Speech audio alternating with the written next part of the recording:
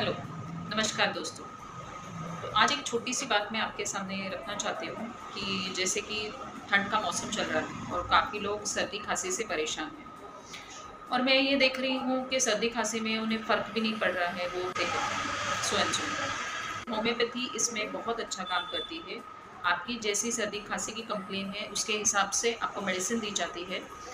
तो मेरा यही सजेशन आपसे रहेगा कि आप होम्योपैथिक मेडिसिन में उसकी उससे आपकी इम्यूनिटी भी बढ़ेगी।